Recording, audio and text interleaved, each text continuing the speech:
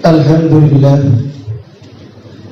alladzi wafaqa man syaa min khalqihi bi fadlihi wa karamihi wa qadala man syaa min khalqihi bi masyiatihi wa adlihi wa asyhadu an la ilaha illallah wahdahu la syarika lahu wa la syabiha wa la mithla wa la bidda wa la hadda wa la justata wa la a'dha'a lahu. وأشهد أن سيدنا وحبيبنا وعظيمنا وقائدنا وقرة أعيننا سيدنا محمد عبده ورسوله وصفيه من خلقه وحبيبه. اللهم صل وسلم وبارك على سيدنا محمد ابن عبد الله وعلى آله وصحبه ومن والاه ومن تبعهم بإحسان إلى يوم القيامة ولا حول ولا قوة إلا بالله. أما بعد. معاشر الحاضرين رحمكم الله، فإني أوصيكم ونفسي بتقوى الله العلي العظيم القائل في محكم تنزيله وهو أصدق القائلين. أعوذ بالله من الشيطان الرجيم. يا أيها الذين آمنوا اتقوا الله ولتنظر نفس ما قدمت لغد واتقوا الله إن الله خبير بما تعملون. Masyaallah hadirin rahimakumullah, jamaah salat Jumat yang dirahmati oleh Allah Subhanahu wa taala. Sebelum khatib menyampaikan khutbah pada hari ini, khatib ingin berwasiat untuk diri khatib pribadi dan untuk seluruh jamaah yang hadir pada saat ini. Marilah bersama-sama kita meningkatkan nilai ketakwaan kepada Allah Subhanahu wa taala dengan cara menjalankan segala apa yang diperintahkan oleh Allah Subhanahu wa taala dan menjauhi segala larangan-larangannya. Masyaallah hadirin rahimakumullah, kita berada di zaman begitu banyaknya cobaan yang diturunkan oleh Allah Subhanahu wa taala. Maka kita sebagai hamba Allah sudah sepatutnya tidak lupa tujuan dari mana Allah menciptakan kita. Untuk apa Allah menciptakan kita? Allah menciptakan kita tiada lain dan tiada bukan hanyalah untuk menyembah kepadanya.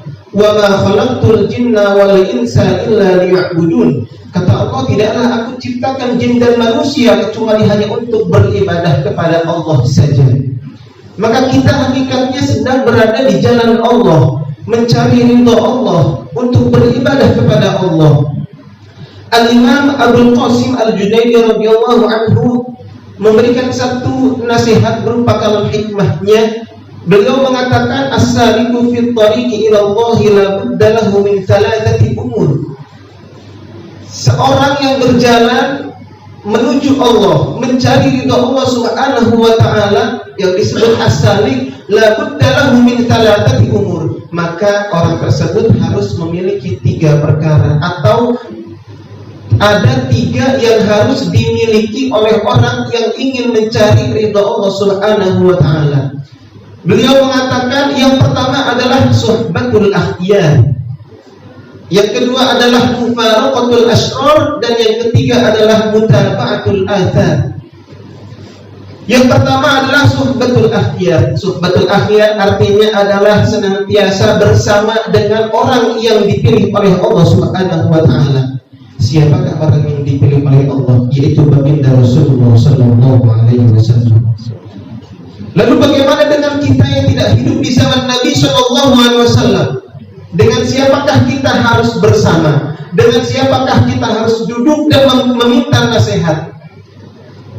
Satu hari sahabat baginda Rasulullah sallallahu alaihi wasallam bertanya kepada Rasulullah, "Ya Rasulullah, man nujalisu ba'daka?" Ya Rasulullah, kalau kau sudah wafat nanti, dengan siapakah aku duduk? Dengan siapakah aku meminta nasihat? Dengan siapakah aku nanti harus bersama? Maka Rasulullah memberikan isyarat. Yang pertama adalah man yadhkurukum billahi ru'yatan. Kalau aku nanti sudah wafat, kata Rasulullah, bersamalah dengan orang yang apabila kau melihat orang tersebut, engkau akan senantiasa ingat kepada Allah. Kalau kita berteman dengan penjual buah yang tersirat ketika kita melihat orang tersebut pasti adalah aneka buah yang dijual olehnya.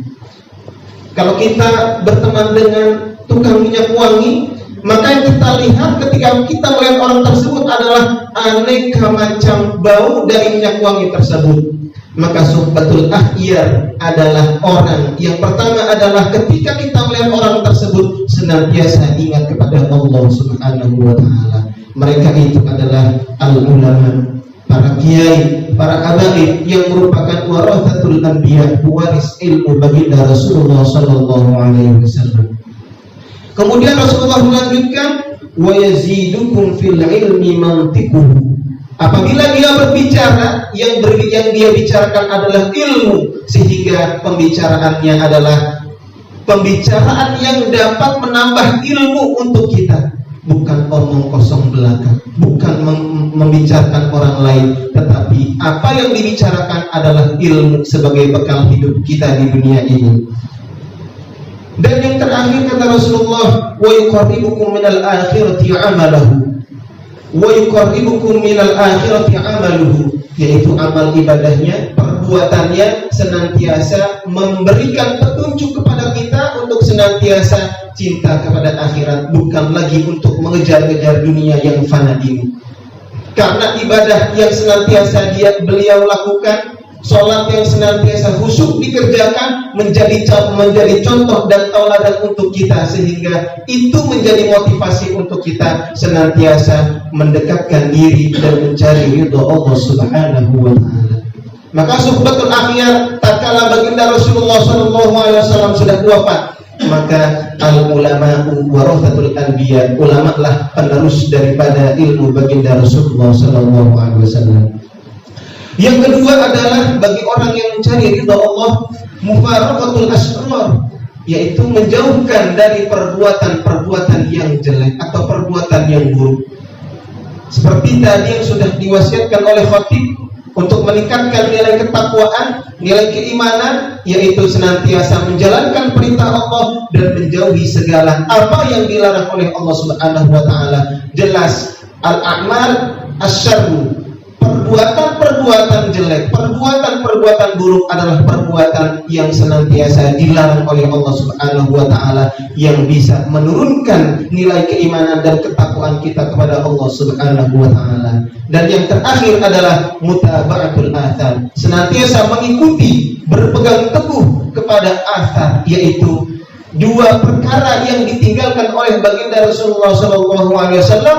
Seperti halnya beliau bersabda, taraktu fikum amrayni fa in tamassakumuha lan tadillu abadan. Kalau seandainya kita berpegang teguh kepada dua perkara yang ditinggalkan oleh baginda Rasulullah sallallahu alaihi wasallam, maka kita tidak akan pernah sesat di dunia dan kita akan selamat nanti di akhirat. Yang pertama adalah kitabullah wa sunnatu Rasulillah sallallahu alaihi wasallam, Al-Qur'anul Karim, dan juga sunnah penjelasan dari baginda Rasulullah sallallahu alaihi wasallam. Ada sebuah hadis yang diriwayatkan, ada sebuah hadis dari baginda Rasulullah sallallahu alaihi wasallam, ihfadillaha yahfadka, jagalah Allah maka Allah akan menjaga kita. Ihfadillaha tajid tujahaka, kalau kita memang ingin mendapatkan kedudukan di hadapan Allah, maka jagalah Allah. Idza sa'alta fas'alillah, kalau seandainya kita ingin meminta, memohon apa yang kita hajatkan, maka mintalah kepada Allah, bukan meminta kepada makhluk. Wa idza sta'anta fasta'in billah, dan kalau kita ingin meminta pertolongan, maka minta tolonglah kepada Allah Subhanahu wa taala. Artinya kita menjaga Allah, yaitu menjaga apa yang diperintahkan oleh Allah Subhanahu wa taala, menjalankan ibadah-ibadah dengan baik dan khusyuk dengan tujuan mendapatkan ridha Allah Subhanahu wa taala. Itulah as-salik fit thariq ila Allah, orang yang berjalan untuk mengharapkan ridha Allah Subhanahu wa taala, yaitu suhbatul akhyar, senantiasa bersama dengan orang-orang pilihan. Kemudian mufaraqatul asrar, meninggalkan perbuatan buruk, dan mutaba'atul athar, dan berpegang teguh kepada sunnah baginda Rasulullah sallallahu alaihi wasallam dan Al-Qur'anul Karim. Maka itu menjadi kunci keselamatan kita untuk mencari ridha Allah Subhanahu wa taala. Ma'asyiral hadirin rahimakumullah, demikianlah khutbah singkat yang bisa saya sampaikan pada siang hari ini. Mudah-mudahan apa yang saya sampaikan memberikan manfaat untuk kita semuanya. Dan dalam keadaan yang seperti ini, marilah bersama-sama kita senantiasa taat dan patuh terhadap himbauan daripada pemerintah agar kita senantiasa menjaga kesehatan, saling menjaga diri antar sesama kita dengan cara menjaga diri kita dengan memakai masker dan senantiasa mencuci tangan, juga menjaga jarak di antara kita. Barakallahu li wa lakum fil Qur'anil 'azim wa nafa'ani wa iyyakum bima fihi minal ayati wa dzikril hakim wa taqabbalallahu minna wa minkum tilawatahu innahu huwas samiul 'alim.